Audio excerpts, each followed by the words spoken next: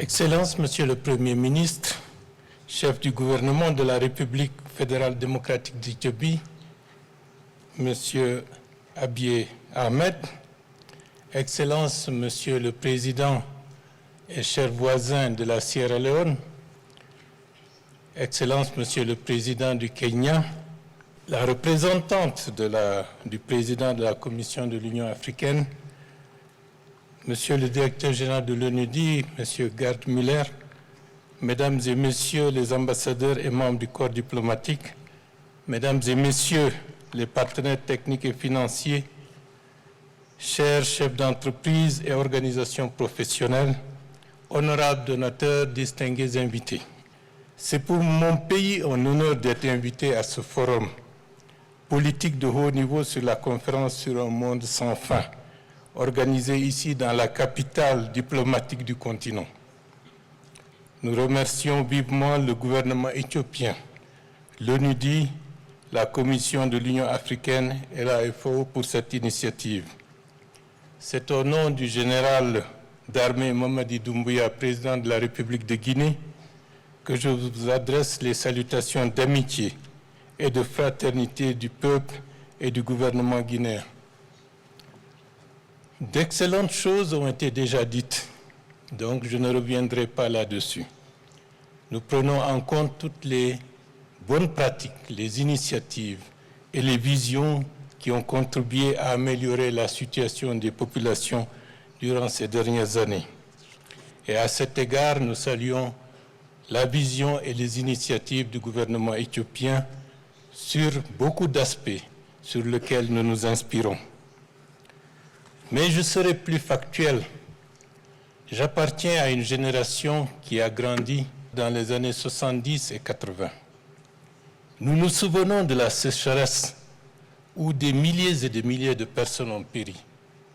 Nous nous souvenons de toute cette période calamiteuse où l'Afrique a été fortement impactée.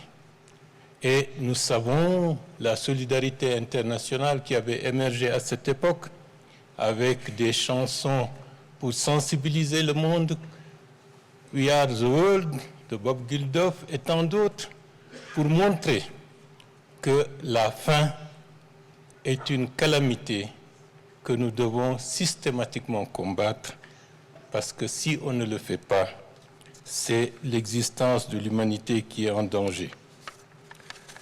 C'est une période qui nous a marqués. Je me souviens, étant adolescent, je rêvais d'arroser la terre pour qu'il y ait des herbes grasses, vertes, des arbres qui poussent un peu partout.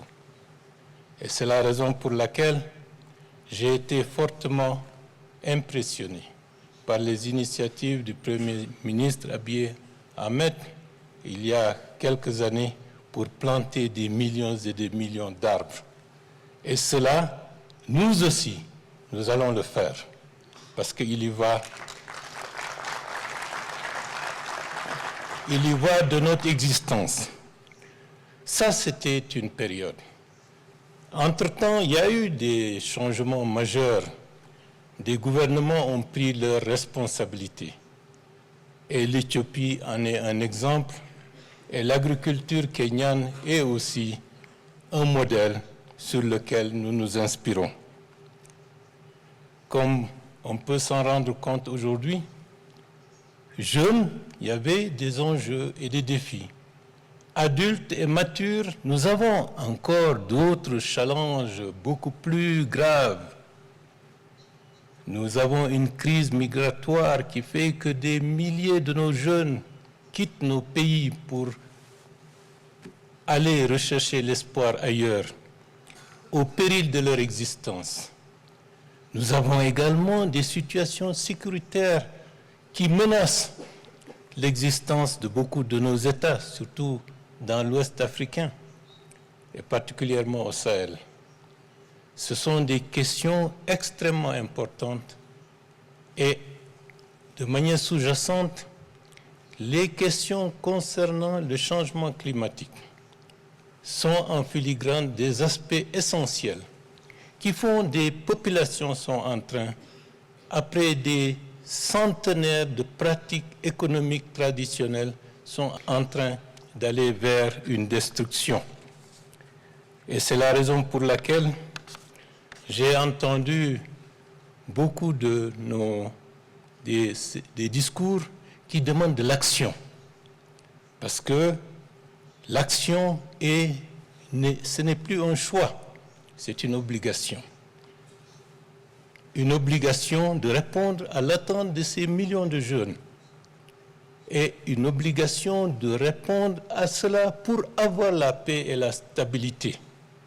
Parce qu'une population qui a faim, c'est une population qui ne peut pas être en paix.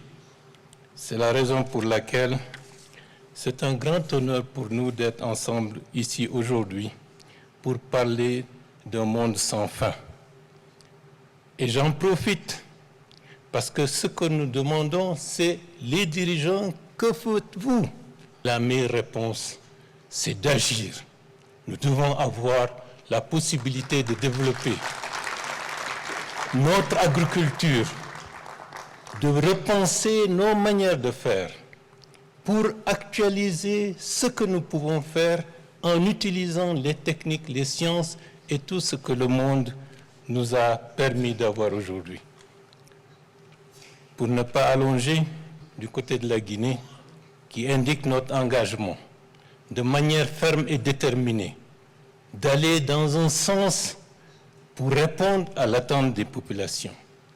Nous avons la chance d'avoir un projet minier sur lequel nous allons utiliser les ressources minières pour développer l'agriculture, pour développer l'agro-industrie, pour développer des politiques qui permettent d'avoir une économie diversifiée, qui ne soit pas une économie de rente, parce que l'économie de rente ne peut pas produire des richesses durables.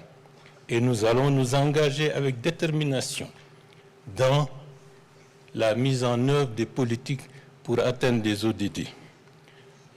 Ça, c'est un premier aspect. Le deuxième aspect, Commission africaine, là, le massif du Fouta-Jalon est un enjeu majeur. Pratiquement tous les fleuves de l'Afrique de l'Ouest prennent leur source dans ce massif du Fouta-Jalon. Et dans le cadre du Pacte de l'avenir, nous nous sommes engagés à développer l'inscription du massif du Fouta-Jalon comme patrimoine mondial de l'UNESCO. Ce n'est pas seulement pour nous, mais c'est pour 15 États de l'Afrique de l'Ouest, y compris le Tchad et le Cameroun. Thank you very much. Merci beaucoup.